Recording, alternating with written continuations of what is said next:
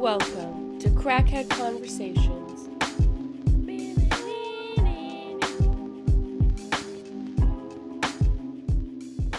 Also, I should probably preface and say my lighting's probably gonna change like through the middle of this shit because I forgot to pack my lights, bitch.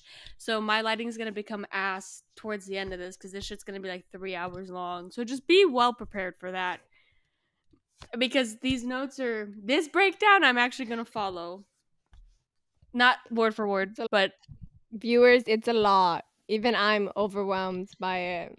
Like, damn, bitch, I could have just read the book. Like, you just wrote me the whole book in that document. I mean, honestly, yeah. At the end of the day, I literally was going from like section to section, chapter to chapter, everything that came into my head. I was like, oh my god. Anyway, regardless, what a But I weird didn't read, intro. so I can act surprised when you tell me stuff. Good. Perfect. All right. So, welcome back. Wait, what? No. That's not our intro. That's not our I thought that was intro. our intro. I'm confused. No, I like swapped it, I think. Hold on. Let me try again. What is it, bitch? It's written in the breakdown. Let me read the breakdown. Okay. All right. Welcome back to Crackhead Conversations. I'm your host, Anastasia. And I'm your other host, Hannah. And today we are going to be diving into. I was going to try to build it up and be like, the best. Okay, no, I'm not going to say the best. But one of my faves that I've seen so far, and that is The Ballad of Songbirds. Well, let me read the whole thing, bitch. What is it? The Hunger Games, The Ballad of Songbirds and Snakes, bitch. Iconic. I'm so excited.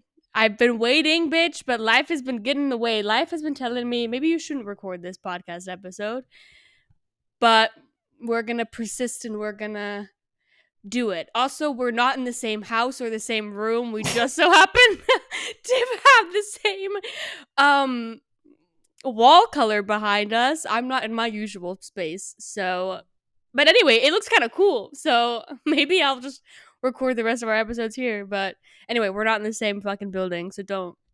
One day we'll have a probably studio, maybe not, who knows. Anyway, We don't do anything together after that bottoms review. yeah, no, never again. That was the only time we ever were in person. So, that was the one and only time. So, And all you people who are like, yes, we know this movie came out like 3 months ago, but we life, because we understand. would, yes, that's why. But we're gonna get really into it, so it won't be just a basic review. Listen, I was very adamant to read the book before we did this because I was on the internet and I've been seeing people talk about how not great of an adaptation this was, how people didn't like the movie, blah blah blah. Okay, as as people will do when a book is adapted into a show or a movie, which all right to it. You're allowed to have your opinion, but I wanted to be able to speak on that.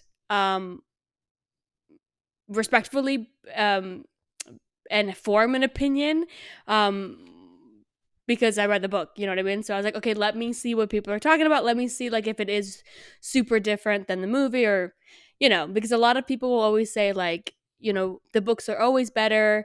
Always read the book first, then watch the movie. But the thing is, and I will preface right here, right now, I'm not a huge Hunger Games fan. So you can take my words with no salt or just a grain of salt. Like, you can do whatever you want with the words. So it's just my opinion, okay? I remember when the first Hunger Games one came out.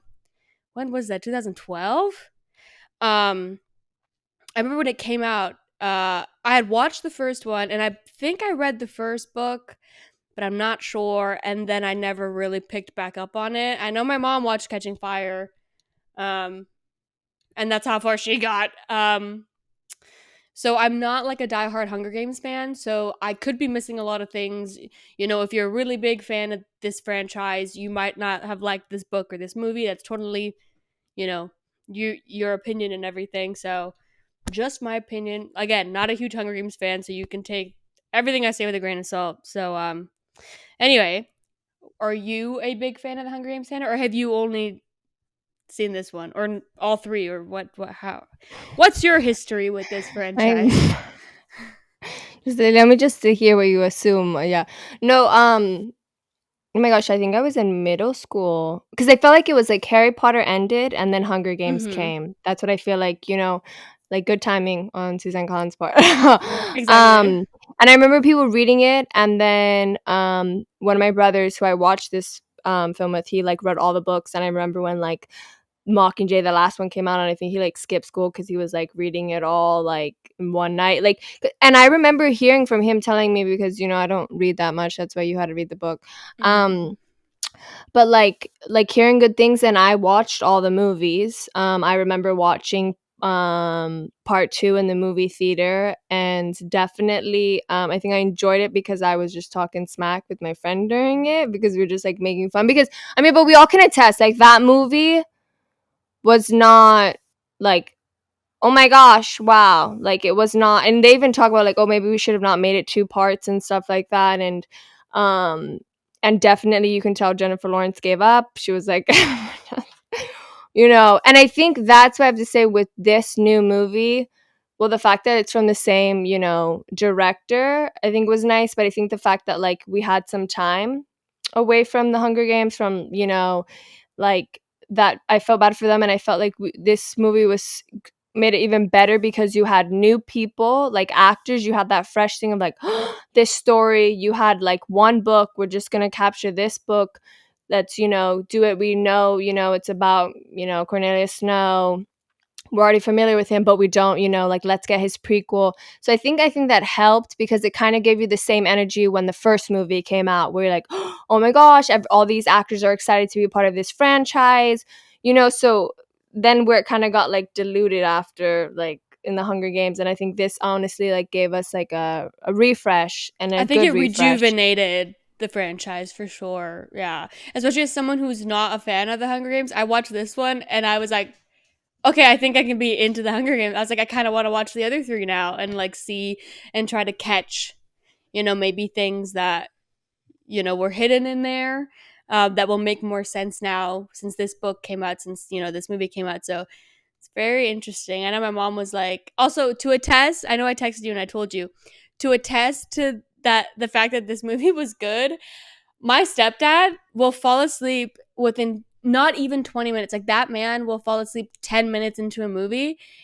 This man was engaged the entire time. He also wasn't even like gonna watch it with us, because my mom really wanted to watch it. So because I was finishing up the book and she was asking me all these questions and she was like, "Oh my god," and I was like, "Oh, mom, we can totally watch it. Like, I have to rewatch it again for the podcast or whatever, so I can like compare and contrast. Also, I have a problem, and I will rewatch this movie so many times.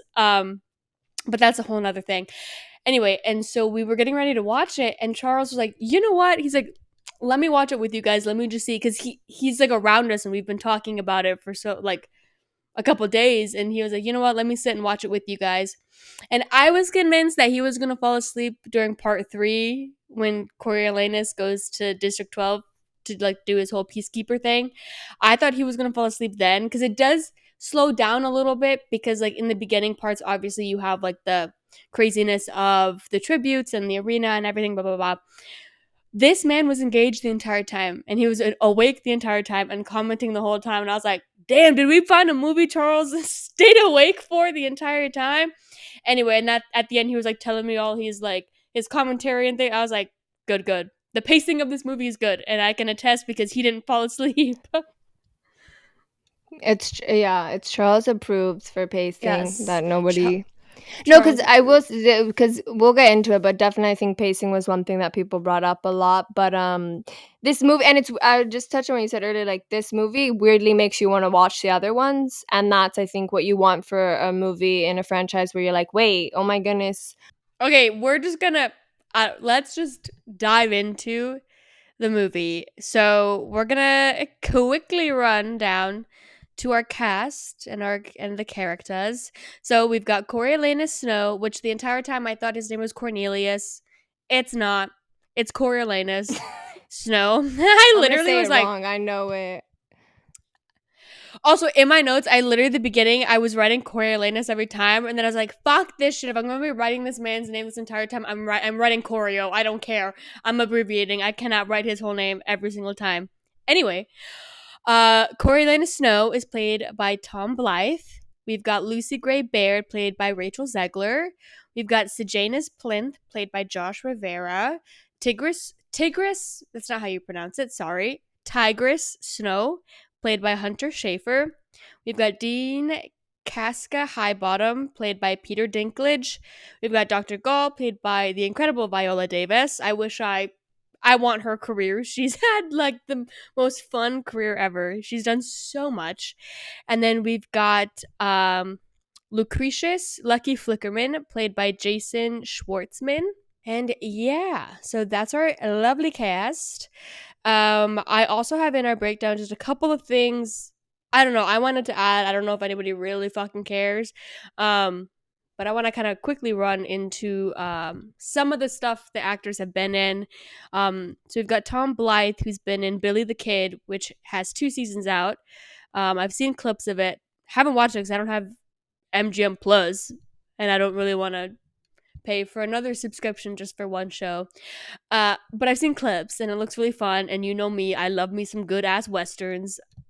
I love it. Every little crumb I can get, I'm here for it.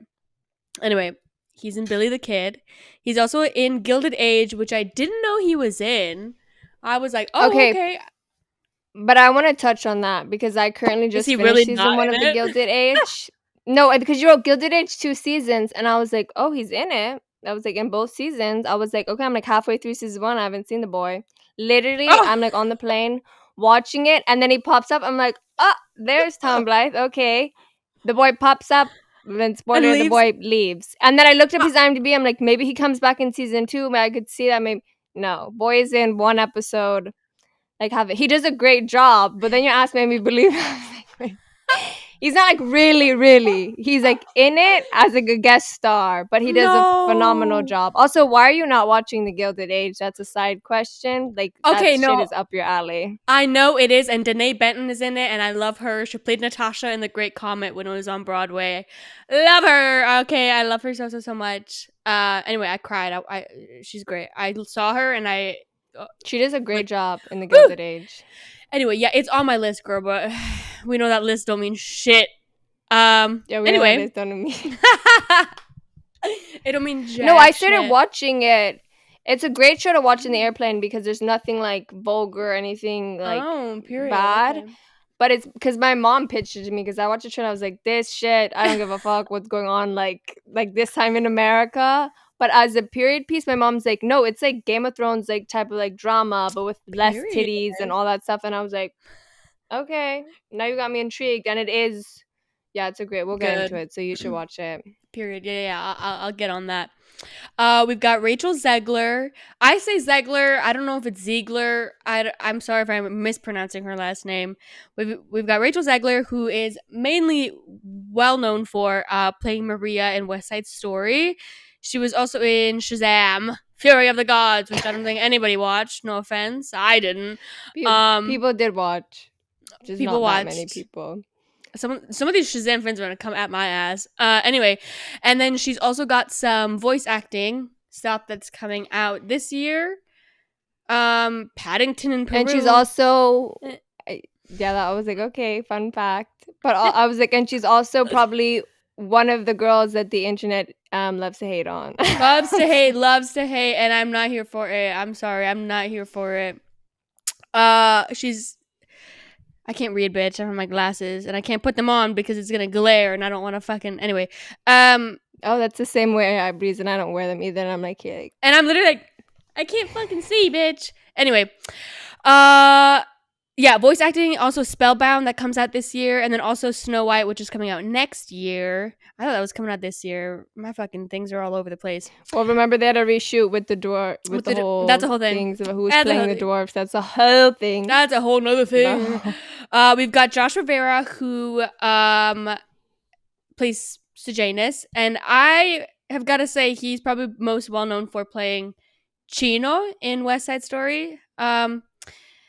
And that's where being Rachel's boyfriend. Being Rachel's boyfriend. I was gonna say and being Rachel's boyfriend. Also, I put in the notes he was in this movie called Cat Person, which I started to look into.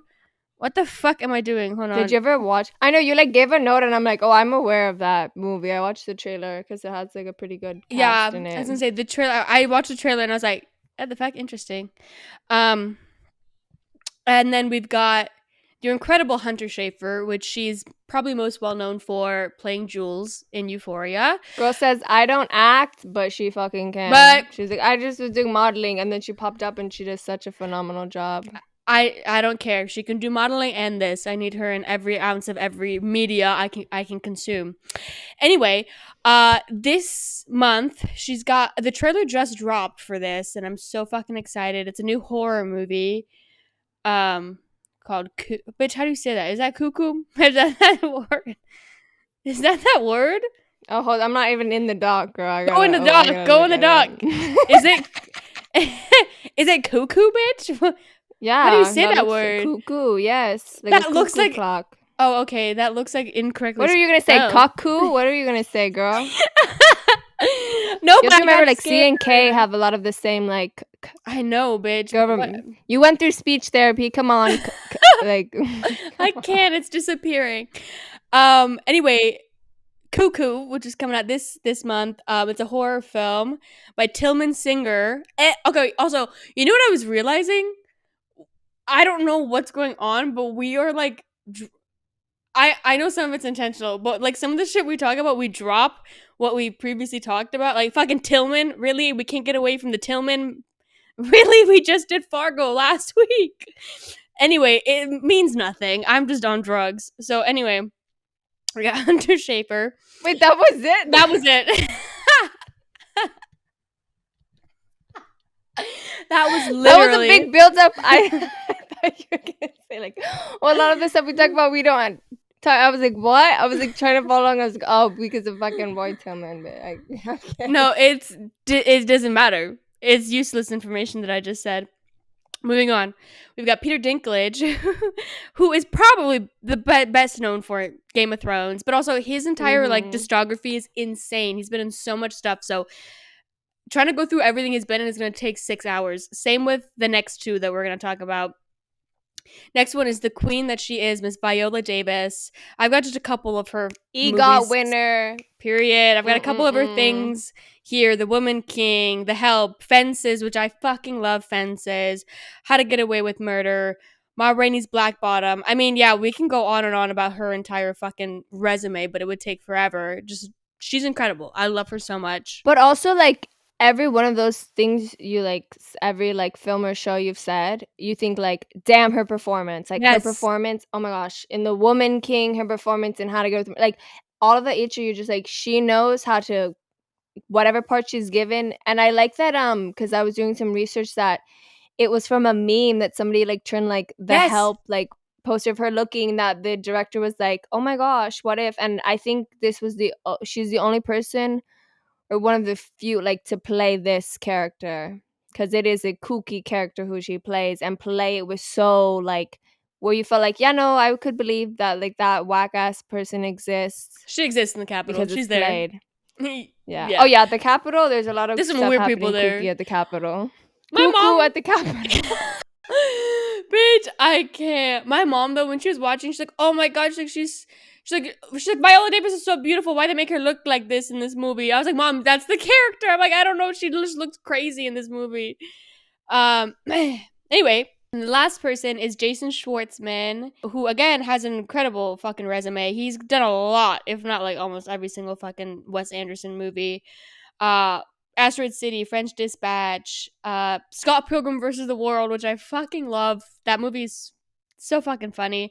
Spider-Man Across the Universe, The Grand Budapest Hotel, Fantastic Mr. Fox. I mean, again, he's another person. If we went through his entire thing, it'd take forever.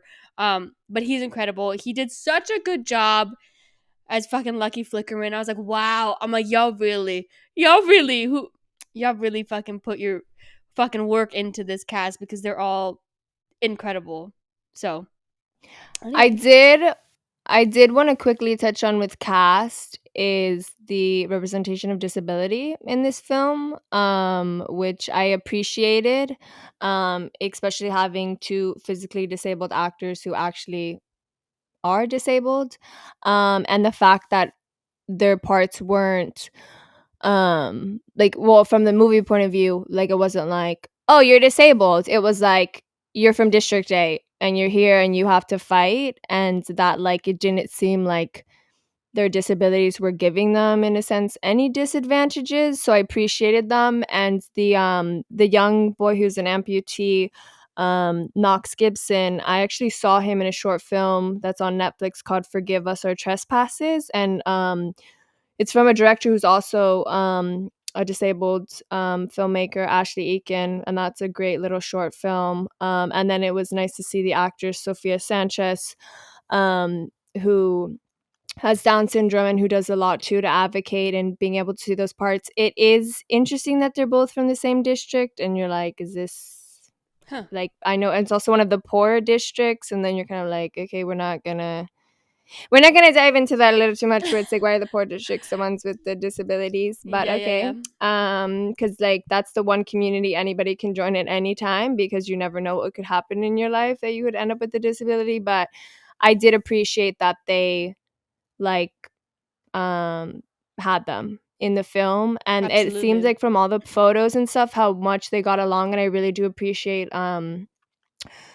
Rachel, like, with seeing like how close she was with Sophia Sanchez, and just seeing everybody like hug, and really, like, of course, because they have to play like people where it's like, I'm gonna kill you, like, I'm here in order to live. And like, to be able to see those friendships that were cultivated like behind the camera, I think that was like really sweet. And to be like, okay, they gave a place, and I hope that these actors continue to get work. So it was exciting for me to see like Knox Gibson and be like, oh my gosh, he's in the, I remember seeing like, oh my gosh, the kid like got into a Hunger Games thing, and hoping to see like from it. So I appreciate like the casting and the director and the people putting them in this movie, and it not being like mainly about their disability. It was like, here they are representing District 8.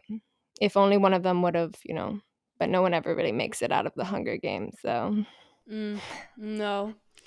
But yeah, no, I definitely, yeah, I agree with, like you said, it doesn't like just be, they don't make their disabilities like diminish them and make them any less than, of a human, or less than having the opportunity to survive the Hunger Games.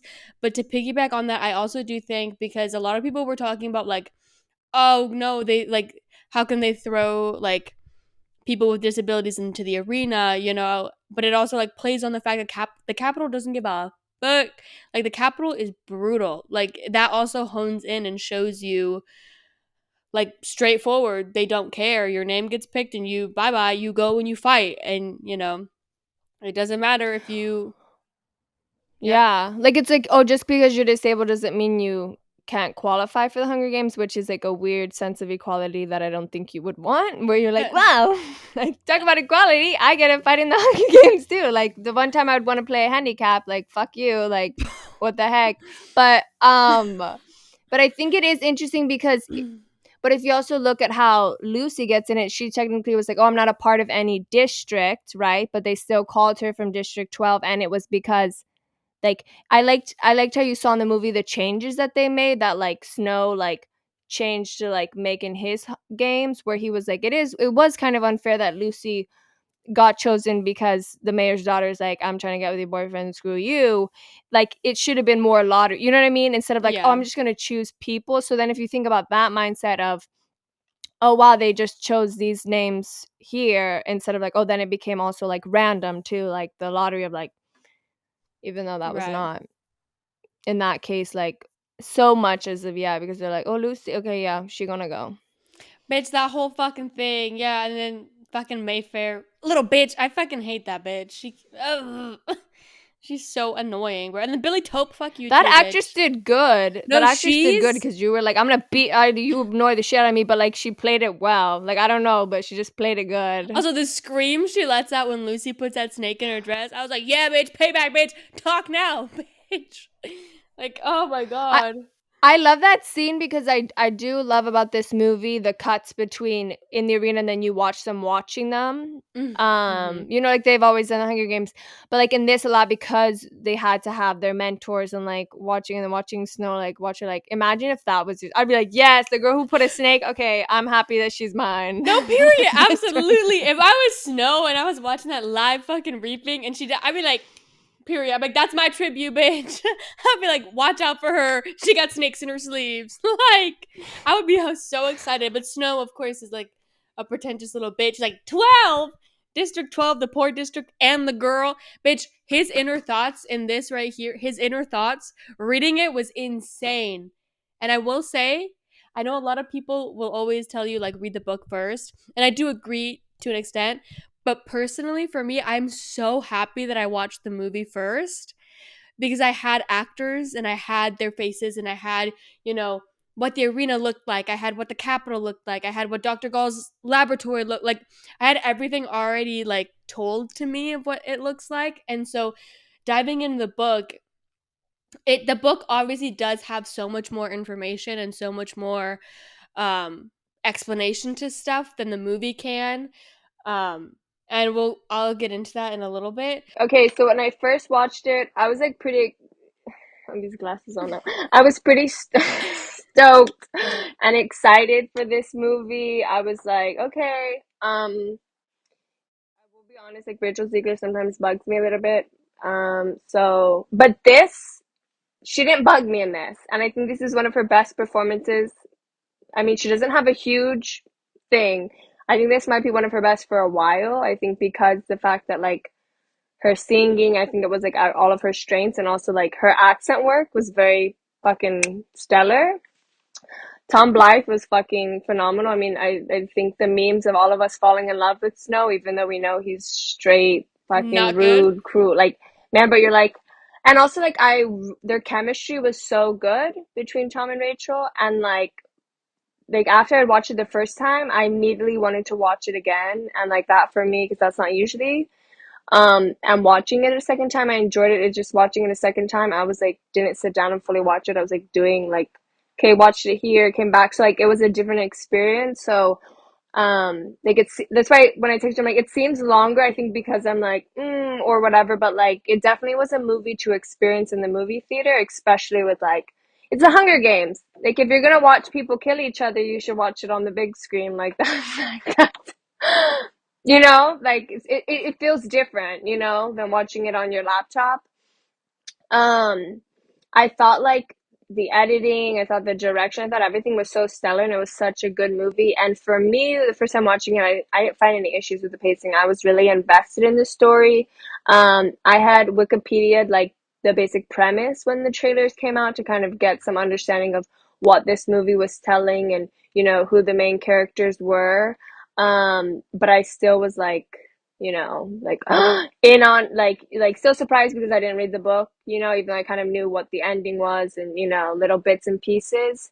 But everyone did such a good job and I think gave it their all that like it was it's so weird for me to say it was an enjoyable experience because people die in this movie. But you know what I mean? Like it was like wow, this was a an experience at the movie theater that you like hope for. Like, oh my gosh, I'm gonna go see a franchise movie, and it was everything and more. Like it was better than what I thought it was gonna be, and I didn't have very high expectations. I was like, but the trailer I think kept getting people like I was like, damn, like they're pretty doing good marketing. Like I want to go watch it. Um, and the music, and as somebody who enjoys that type of music, like folk, like storytelling, like you know, there's bluegrass, like some like you know blues, like I was like, damn. Like also, it's bad because I definitely already were barely in February, and I already know what's gonna be on my 2024 like you know music wrap, and it's gonna be Mean Girls soundtrack, and then it's gonna be this soundtrack because it's weird. Yes. I forgot how much I liked it, and I was like, wait, how did I not download this album before when I watched it like in November, and then now I'm like re-listening, and I'm like, damn, I love these songs. Rachel's performance, and I think her having a musical theater background made it so well that you felt every lyric she was saying. Like the music like elevated the story even more, and having her be this character that you were so invested in, and then seeing their romance, which I think were my favorite parts of the movies, of seeing their like chemistry build, and you're kind of were like weirdly rooting for them even though you knew he was not good for her, but like you were really like built in that, and I think they did a great job with making you feel and being invested like they did in the other ones where you're like, wait, like, oh my gosh, like who's gonna go? I mean, of course it's there's obviously main characters and like they like the other side characters you're not necessarily hugely invested in, but I think it worked because this wasn't their story. They were like quick players in this game, but the story between Snow and Lucy Gray very much, which is the core of it, I think was a great core because of the performances given by Tom and Rachel. No, dead ass. I need that soundtrack like hooked up to an IV, bitch, and into my bloodstream, because it's so something about that like that. What is it called? Like Appalachia. What the fuck? Like mountains, yeah, Appalachian, like Yeah, yeah, yeah. bluegrass, yeah. That shit.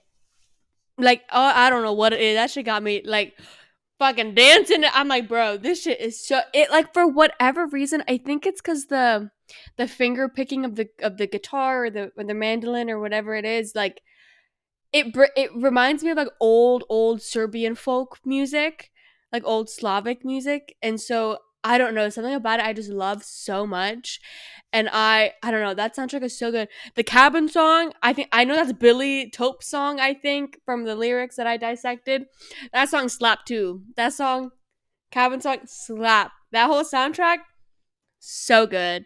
It literally like it's so like I don't know. It's so haunting. Like the I don't know how they do it. The music production of that soundtrack is just incredible, and it gives me chills every time I listen to it. But it yeah, no. They deserve a round of applause for that. And then they end.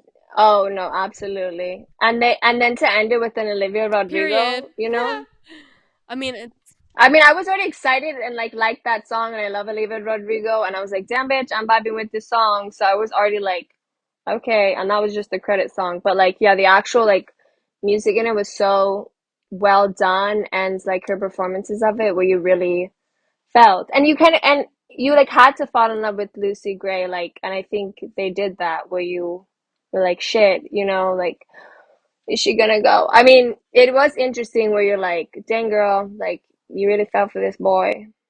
But also I like you would. have like for instance like I know, then you see it and you're like, dang, like the cute moments between them, you're like, oh dang. But like I also The liked bare minimum. the whole like where he couldn't like if you think about really about his character, he really couldn't like look at all his friends, right, where they're talking trash and all this saying stuff, and he had to like keep a persona because he was such a prideful man, like even though his family's struggling so much. And I think even it's interesting to see like Tigress, like where you could tell like now in the Hunger Games how that relationship, though it seems so important, and how that relationship kind of went, right, Right. like with like years of while he really came up, and also him finding his footing at being like, oh, the game master, and these complicated characters in the sense of like Peter Dinklage's character, where he bitch always popping that morphine, like the way he played it was like so well. But I'm like, the boy just popping morphine in front of everyone, and then everyone's like waiting for him, like those awkward moments where he's just like or like, okay, come on guys, like I want to kill myself, just can we get this over with, like let's go. I mean, it's yeah, no, oh my god, fucking Peter Dinklage is just such an incredible actor, and he's so good in this movie. Granted, we don't see him too often. Again, like you said, like the movies about Lucy Gray and Coriolanus, and so, but when we do see him, you're just like he. Do- we talked about this last week on the Fargo episode, but when actors commit 100% to what they're doing, it's a game changer. Like I don't know what it is. It works so well, and like you forget that they're actors and you see these characters, which probably sounds so fucking dumb to say because yeah, it's acting, that's what acting is. But sometimes acting's not that great where it doesn't work. But then you get these moments where like it works so well. I don't know, he's just so incredible. Yeah, no, there's moments where you definitely are like, oh wow, I could fall in love with Coriolanus. Are you kidding me? The cute blonde curls, the gorgeous blue eyes. Yeah, absolutely. Are you kidding? 100%. 100%, bitch. But then you really think fundamentally about what like you said, who his character is. He never was going to stay in District 12. He was always going to go back to the capital because that's where he belongs. And that's where he was meant to be, because you see like you said, like even with Sejanus, like the way that this man, let me tell you something. I literally in my notes, I don't know where it is. Okay, I quoted fucking an Olivia Rodrigo song in Logical when she says, "Master manipulator, God, you're so good at what you do." I wrote that and I was like, this lyric was written for Coriolanus Snow. Because honestly, like, he is such a manipulative character, but he's so smart, and I don't know if I want to give him the satisfaction of calling him smart as a character, but he is. Like, he's able to read a room and read every single person in that room like it's a chess game, and he knows exactly what to say and what to do to get people to do what he needs and what he needs to get done for himself. It's crazy. It's so well written, and in the book you see it so much because, like I said, you're getting all this information through him, and so it's very, very interesting to see. And same with like Lucy Gray. Like, these characters are so well written, and it really goes to Suzanne and her talent of writing and being able to make you care about these characters. Because at the end of the day, they were first words on a page, you know what I mean? But then you like fall in love with them, and you want to root for them, and then it comes on the screen as a movie, and you're like, damn, now I can like see it all. But yeah, no, Choreo, that boy is poor as fuck in the book. We touch on it in the movie. Like, you see it in the movie where like he's going, through the apartment, and like they open the fridge and there's no food in there. You kind of see it. And it's kind of implied, especially when um the dean is talking to him about like, so what are you going to do if you don't get the plinth prize, what are you going to go to college with your fucking tight shoes and you just trying to fit in when I know the Snows don't have a pot to piss in. Like, the fucking shade that Dean Highbottom throws to Coriolanus is so fucking funny, and I couldn't help but laugh every time he would say some shit. It's kind of fucking funny. No, they're poor, and it's interesting to see also like after the war, because in the book they really do go into a lot of detail about the war and like his family's surviving and everything.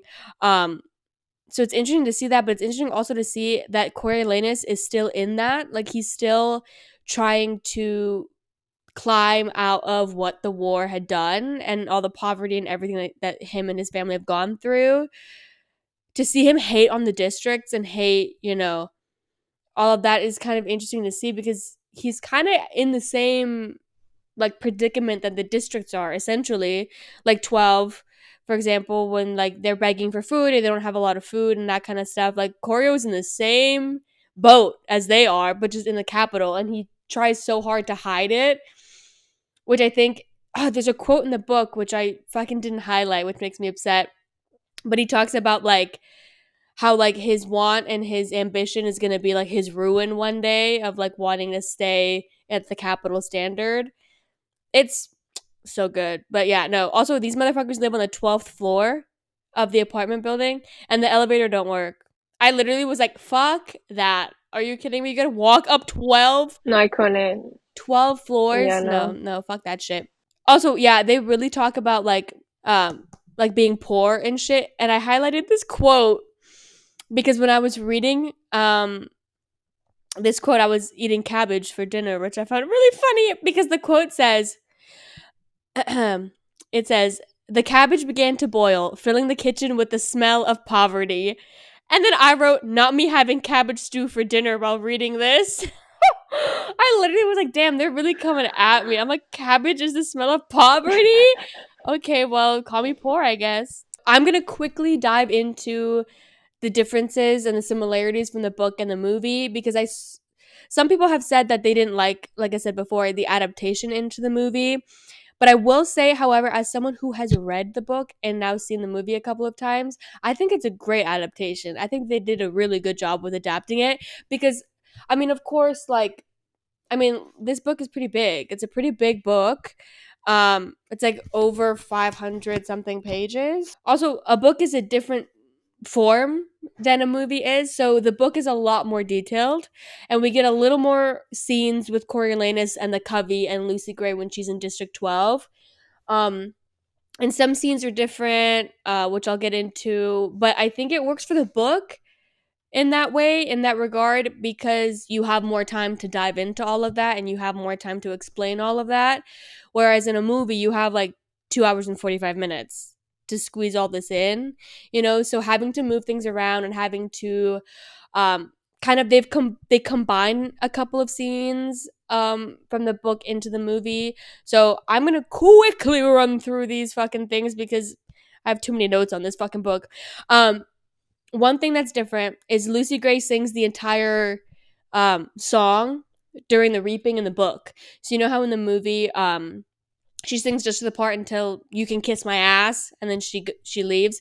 In the book she sings the whole thing, which I really like that change because then we circle back to District 12 when she's a victor and Coriolanus gets to District 12 and she sings the entirety of that song finally and we finally hear the whole song because the first time I watched the movie I thought the dig or the line of "you can kiss my ass" was her saying like to the Capitol, "You can kiss my ass," and being like "fuck you," which essentially, yeah, it is that, but also that's the lyric of the song, so we don't get that until towards the end. So I thought that was a really cool way of doing that. Yeah, I like that too. Real quick question: are the lyrics of the song in the book? Yeah, yep.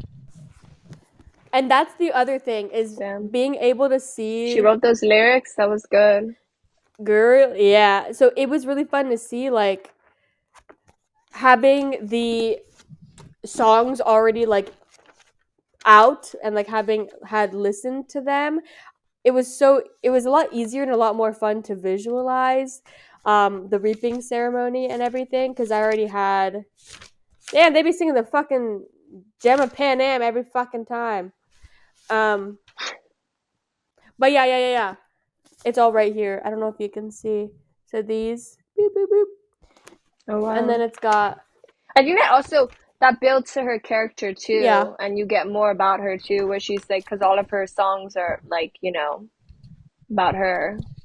Well, some of them are about Billy Tope, girl. And oh my god, Jealous Coriolanus Well, is iconic. But yeah, so that was interesting. I loved the way that they did that in the movie because if they would have had to do the whole thing in the movie, I would have probably been like, okay, bitch, like wrap it up, you know what I mean? So the way that they broke it down, I think was did a really good job in the movie. Yeah, Dean Highbottom fucking hates Coriolanus and it's so fucking funny to read. Also, yeah, people, I will mention this, a lot of the book was word for word in the movie. So they took like the script was written a lot word for word for what was going on in the movie, which I love, but I also don't know what other people had like issues with the movie because a lot of it was copy and pasted from the book, which I thought was super interesting. And seeing like the words on the page as a book form now was interesting. Anyway, yeah, a lot of it was like word for word, and it kind of, I don't know, it like didn't weird me out, but I was like I was watching the scenes so vividly because I had already seen them, if that makes sense, because they were word for word. Anyway, Sejanus deserves so much more love and respect than he got because in the book, I love him in the book. Sejanus actually, so you know how Coriolanus like was the one to feed the tributes in the book, it was Sejanus who actually started doing it. Sejanus like goes to the zoo and feeds the tributes and everything, and then Corio just kind of follows his lead, which I thought was really interesting. I was like, okay, Sejanus, fucking get the fucking respect you deserve, boy. But it don't end it's well for him. but it's interesting, like with those little choices, right? Where you think Right, like those are character building moments. It's always interesting because like that's also happens like in Harry Potter too, where it's like, oh, that it was actually Hermione who made that right. decision, but in the movie, like we kept with this. So it's interesting because it was like, oh, that would have helped like, oh, so Janice, but then weirdly it worked in this adaptation to the screen because you're like, oh, he really cares, and they did a good job of fooling you thinking like even though you knew what Snow was going to turn into, you weirdly were like, no, he has a heart. No, Yeah. he could stay here. He could run away with Lucy. Like, no, no, no. Also, the other thing I found interesting was Sejanus actually asks Corio to switch tributes.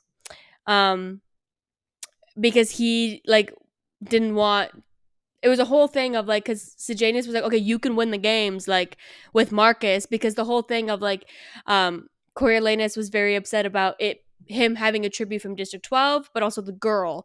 So he was like, if I had the boy, at least I had like a chance of winning. Like the girl is small and frail, like those thoughts. And you're like, bitch, I don't want to read you talking about my girl like that. Sejanus had actually told Corio like, hey, we can switch tributes and you can have a higher chance of winning. I don't care about the games, blah blah whatever. But Coriolanus actually refuses and obviously still mentors Lucy because he thought it would be more memorable for him to win with Lucy Gray rather than Marcus. So he keeps Lucy Of Gray. course. Again, that's where you see that fucking shit where I'm telling you, like, he's such a manipulator, but he's so smart.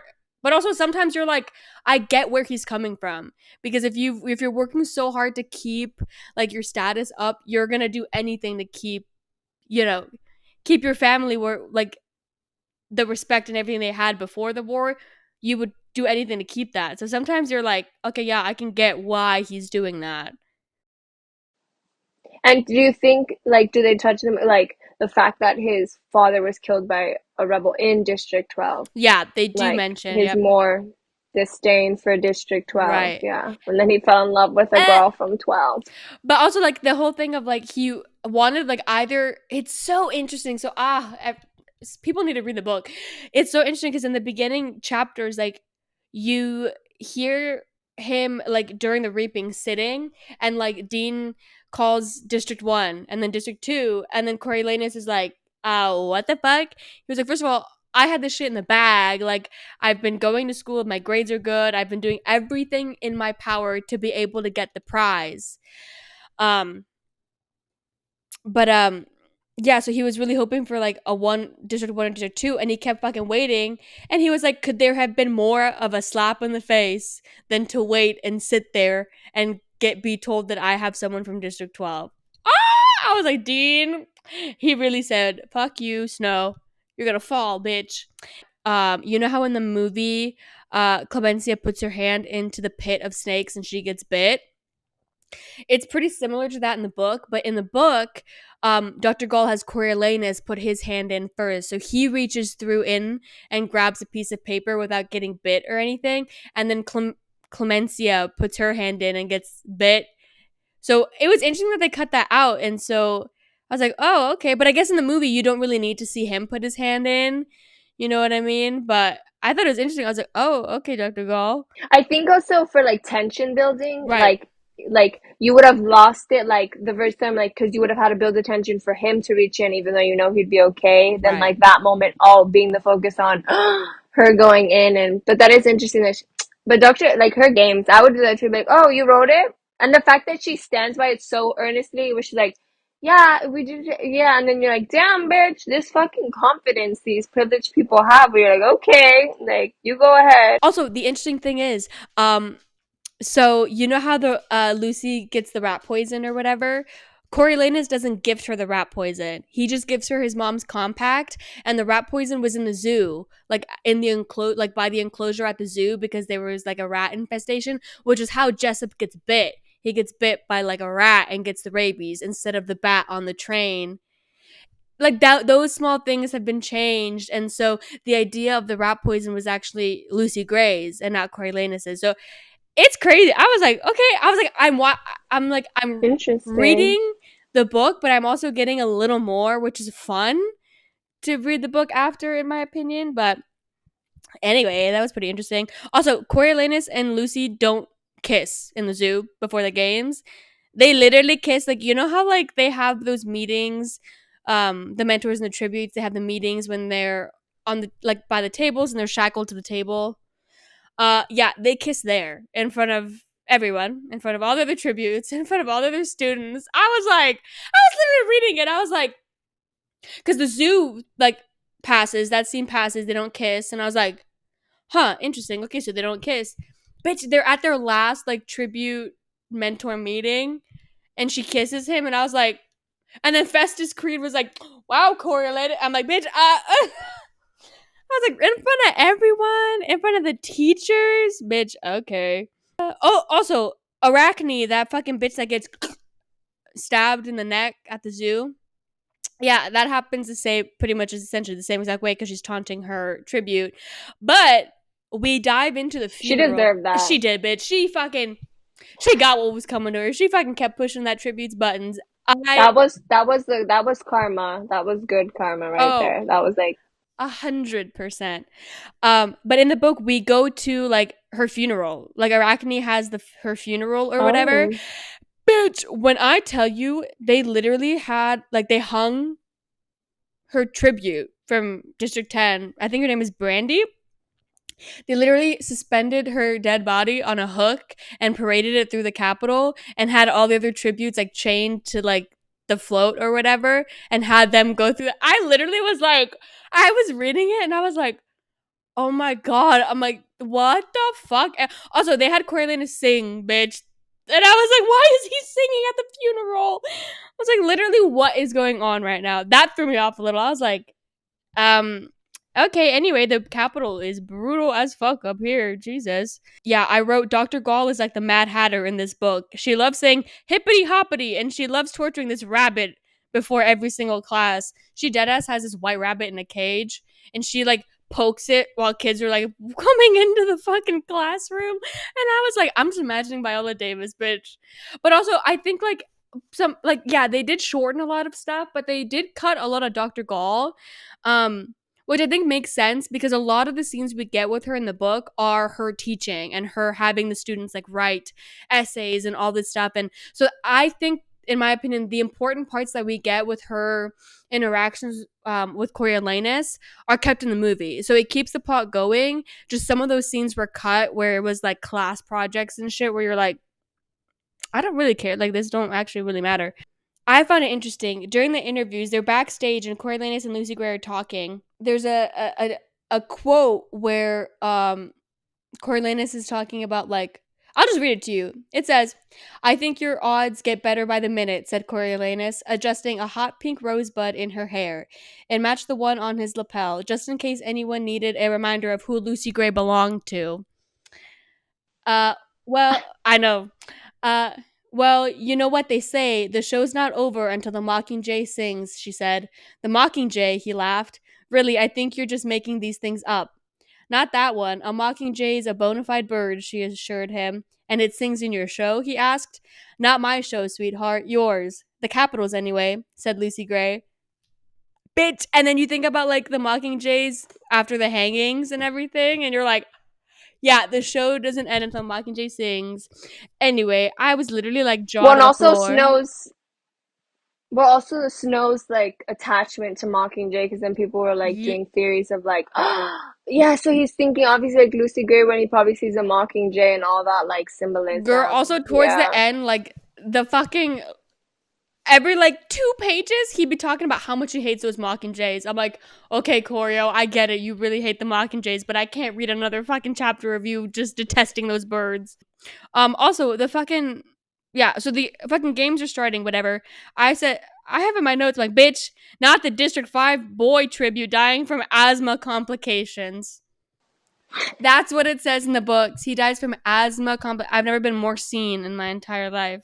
Another thing that's different is after the drone sets the snakes into the arena, the snakes like are attacking people, but that's not the end of it. Like people survive. Like the final three are Treach, Reaper, and Lucy Gray. Like after the snakes, it's not the end. You know how like in the movie the snakes get released and then Lucy sings and then blah blah blah blah, she gets let out. In the book, it's totally also real different. Yep. also no real quick on the snake thing, that was all All CGI, of the it was snake. CG. Yep. Isn't that I know, then you crazy? see the clip where she's like this and you're like, that's pretty good acting because there ain't nothing cross. But it's also like great CGI because you see the snakes like coming up her Yes, arms and the fabric is moving, bro. And you're like, at least I would have thought the two on her arms were real. But nah, none of them. They're all CG, which I think is none of them. insane. Okay, so then how does it end? How does the Hunger Games end Yeah, then? yeah, yeah, girl. I got you. Okay, so like I said, the top three are Treach, Reaper, and Lucy Gray. So Lucy Gray is an icon. We all know. But in the book, she's even more of an icon because Treach is like coming to attack her and she avoids him. So he goes to swing at her, but she avoids him by like ducking and kind of like hugging him. She essentially like hugs him around the waist or whatever, and he's kind of thrown back by it.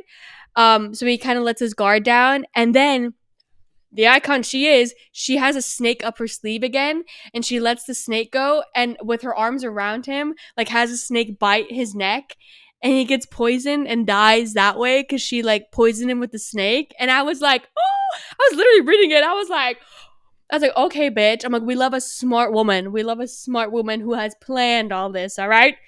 So now the final two are Reaper and Lucy Gray. And I was like, Reaper? I'm like, if I was in the final two with Reaper, I would just have him kill me, bitch.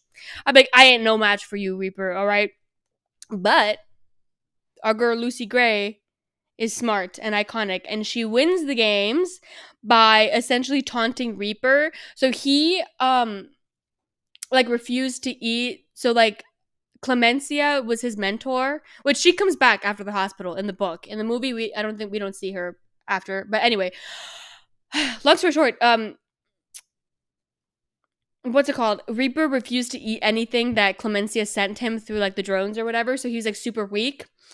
And there's like a little pool of water in like the middle of the arena. So Reaper does the same thing kind of that he does in the movie where he makes like a makeshift morgue and he, covers the tributes with the flag.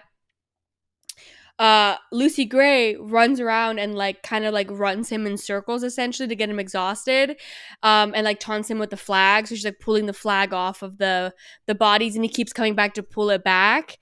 And so she, with him being exhausted, and there's like a heat warning, like it's a really hot day or whatever.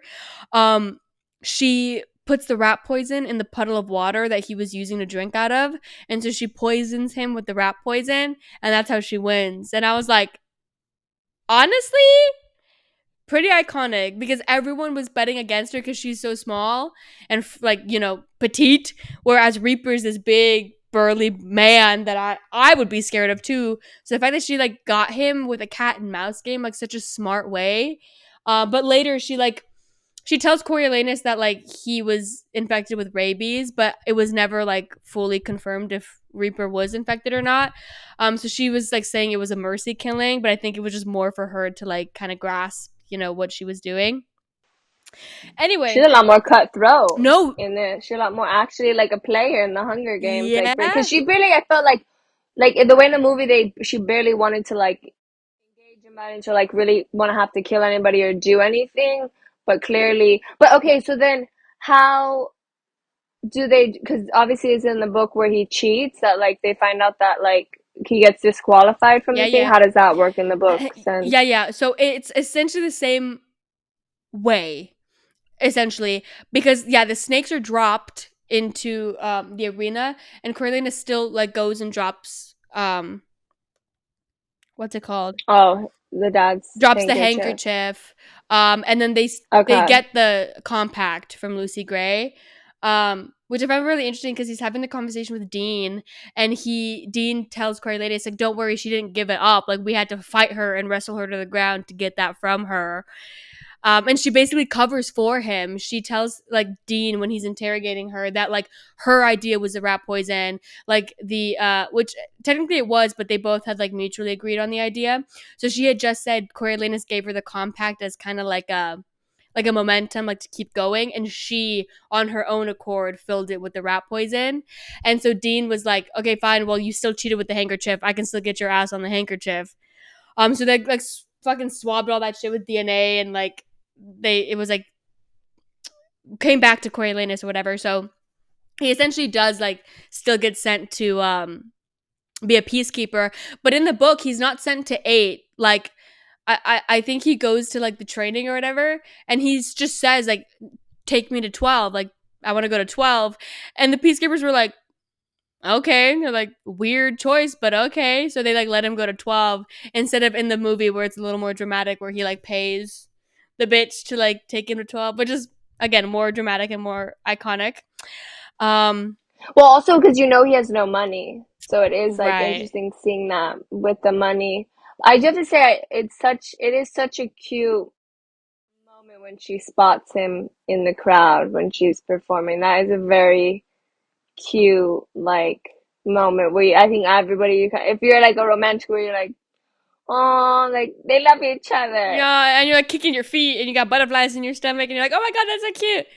Ooh, and then it turns bad fast. Okay, now we're on part 3 of Peacekeeper, all right? And this is literally where a lot of it is just him hating the fucking Mockingjays. But I do want to give you a quick little like history lesson on the Jabberjays and everything. in the book they explained that the Jabberjays that they used in the war had mated with the mockingbirds in District 12. Because the Jabberjays were initially supposed to die out after the war because all the Jabberjays were male and they couldn't like mate and reproduce. But in District 12, they started mating with the mockingbirds and they created the mockingjays. So the mockingjays is a direct like descendant from the Jabberjays and the mockingbirds of District. So capital and District, girl. Anyway, yeah. So they're like, th- bitch. I can't speak. I can't think. Um, so Coriolanus and Lucy Gray's like reuniting moment is not as like, I mean, it is cute in the book, but like to see it on screen is something so different, and it's so they do it so well in the fucking movie. It's so good. But after like the brawl, so Billy Tope was a part of the Covey, and Billy Tope's younger brother Cece is still in the Covey, and so there's like this whole thing about like Billy Tope wanting to come back to the Covey to perform with them, but yeah, Mayfair is like, no, you can't. Lucy Gray is still there. You can't, blah, blah, whatever. She doesn't want Billy Tope anywhere near the Covey. And the Covey really don't even want Billy Tope either. The Covey really don't like him after what he did to our girl. I almost said Rachel. Oh my god, to our girl Lucy Gray. Like, boy, literally, like straight up cheated on her. Anyway, Yeah, but like if you think about it, like Lucy Gray has terrible taste in men. Like look what Billy did and look what Snow did. Like bitch, like horrible. like, girl. Horrible. I mean, I don't see red flags either, but I was able to see these ones. But honestly, though, if They both were like, you can die. They both were pretty much like, you could dead die. Like, ass. Billy Tip was like, but I love in the reaping. He's like, I didn't know, and you're like, bitch, I'm over you now. Like, you better shut your dumb bitch ass up. get your accordion Yeah, and get your ass out of here, boy. yeah.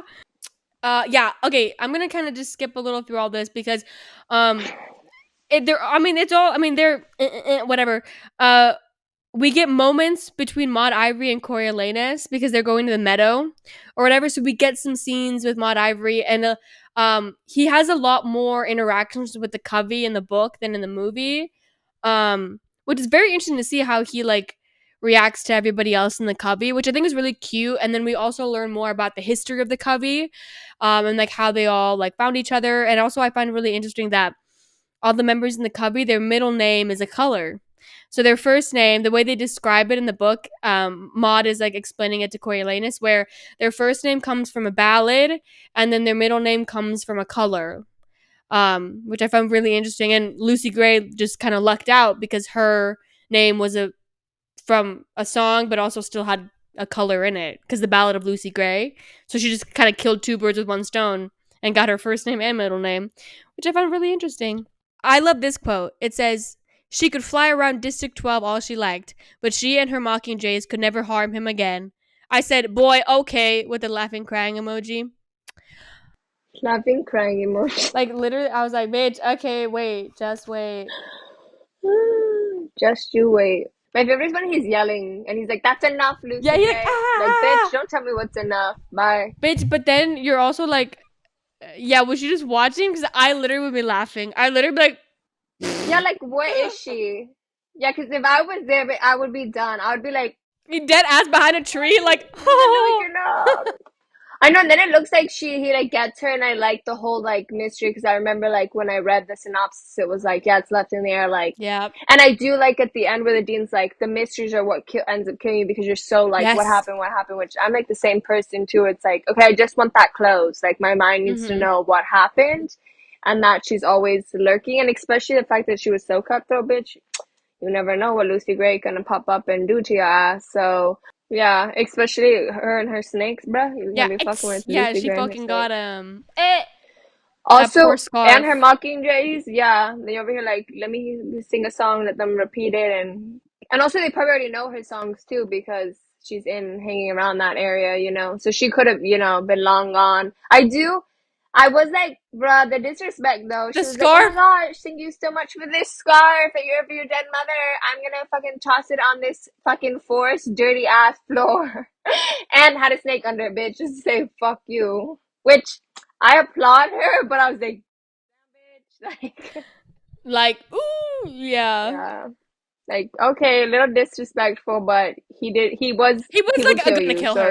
So I mean, yeah, he was gonna kill you. You can drop the scarf on the ground. It ain't gonna smell like roses anymore, bitch. I don't know. it would It's smell gonna like smell a little like fucking dirty ass mud. dirt. It's It would smell like dirt gonna smell like dirt and lost romance. and Yeah, snakes. and Ugh. okay, wait, but I have a real quick thing because I'm looking at my notes. When they talk about the rabies and then they're like, oh, they're afraid of water when you're on rabies. I was like, bitch, that is the most random ass, most fake ass. Like, is that actually true? When it Because comes to like actual rabies, I have no idea. But like it's the same thing in the book. Like it's the same thing where there's like a word for it or whatever where they were like spreading shit during the war or whatever. So I guess it makes sense within the world of like the Capitol and the Hunger Games and everything.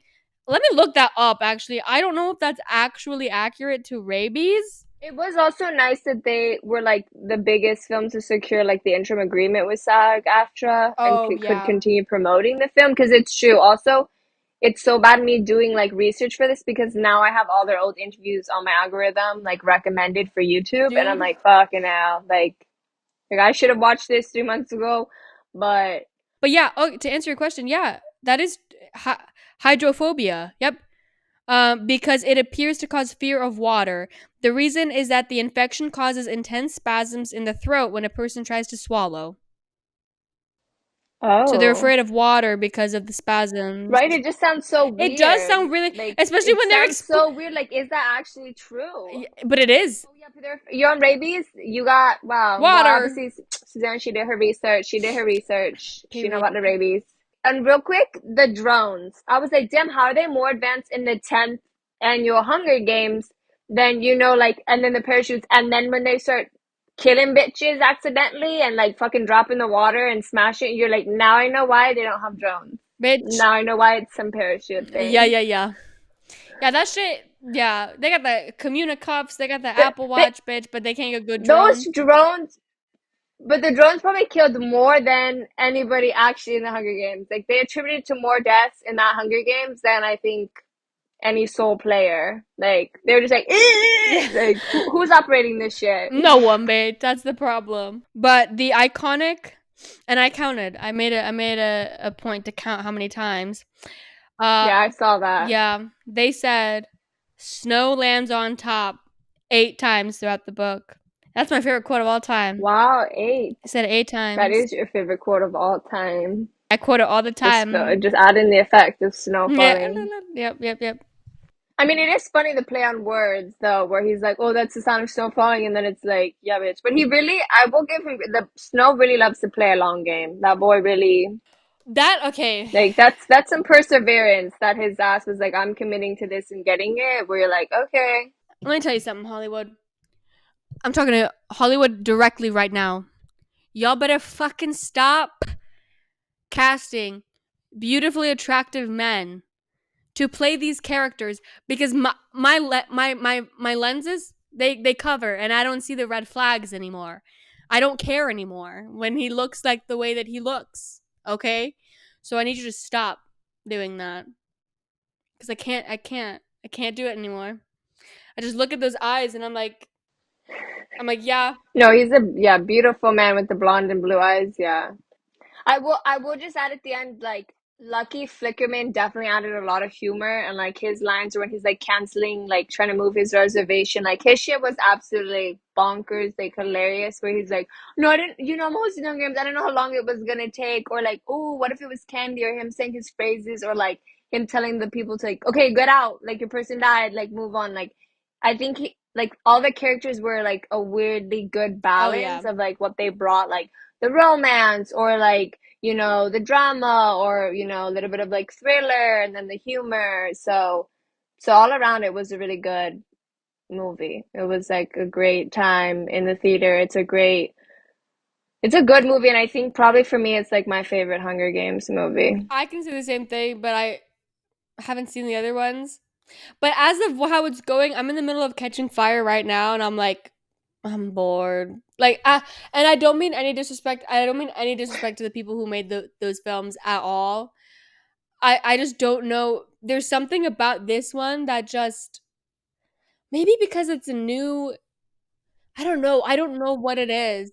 Well, it's the same people who made it. That's the funny thing. It's the same people who made Catching Fire, because that's where the Right. director started Catching So Fire, I don't who made know. this. So it is funny, but I don't know if it's because it's a singular, on a way, like standalone movie, that's like why, and maybe there's like more mixes of things that, like the fact, like there's Yeah. music in this one, and there's stuff that's like, I don't know, that maybe I enjoy overall. And I think too they kind of had a big thing to tackle, is everyone pretty much like, I don't know, I don't remember part two doing that well. Like, well, no, I didn't know, it didn't do critically well. Like, it probably made decent amount of money at the box office, but there kind of was like a, okay, like we've had enough Hunger Games. So it was interesting them coming back, and I think maybe in that way of like making it the best they could, because why were they coming back, Right. right? Like, why did we need another Hunger Games?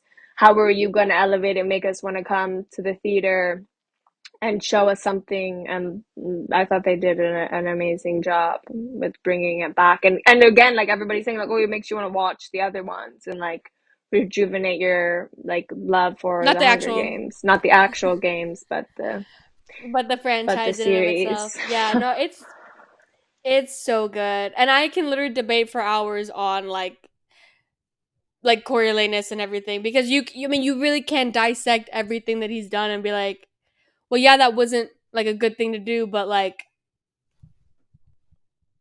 I don't know, bitch. I don't know. He's a really good written character. I loved watching Tom bring him to life, and I loved reading more about him in the book. It was a great experience. I know a lot of people say read the books first and then watch the movie.